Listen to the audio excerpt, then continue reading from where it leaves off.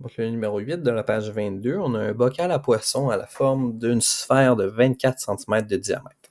Donc, on a une sphère et un diamètre de 24 cm. Combien de litres d'eau contient ce bocal si on le remplit au 4/5? Bon, ben, on a le diamètre de ma sphère qui est égal à 24 cm. Ce qui implique, dans le fond, que le rayon de la sphère, qui est égal à la moitié du diamètre, va être égal à la moitié de 24. Donc, il va être égal à 12 cm. Donc, jusque-là, tout va bien. On a une sphère. On va chercher le volume de la sphère. Donc, 4 fois pi fois r cube divisé par 3. Donc, le volume total est égal à 4 fois pi fois r cube divisé par 3. Donc, on a notre rayon. C'était la seule chose qu'on a besoin. Puis, on a pi qui, comme à l'habitude, est égal à 3,1416. Donc, notre volume total va être égal à 4 fois 3,1416 ou pi, c'est la même chose, fois 12 au cube divisé par 3.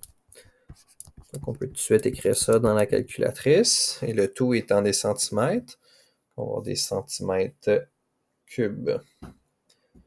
4 fois 3,1416 fois 12 au cube divisé par 3.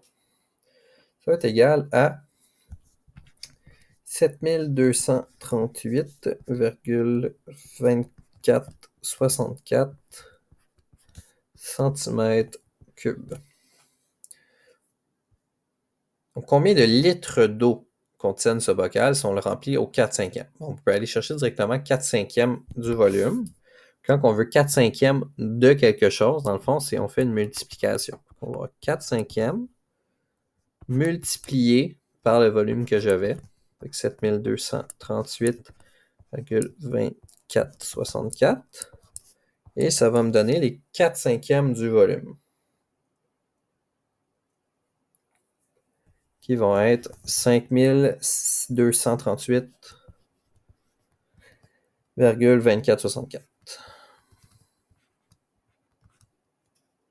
Non, c'est pas vrai ça. J'ai pas regardé la bonne chose sur ma calculatrice. Fait que c'est 5000, ça a plus de sens. 5790,59712. Okay. Et le tout est encore des centimètres cubes. Ensuite, on voulait des litres d'eau.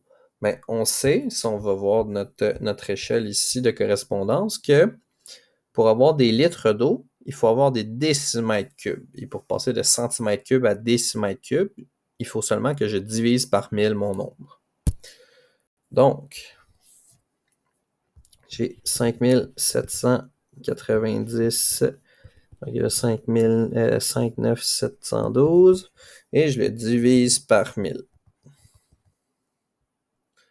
Ça va me donner, là je vais l'arrondir, parce que comme ça je vais avoir arrondi seulement une fois, 5,791. On va garder 3 chiffres après la virgule.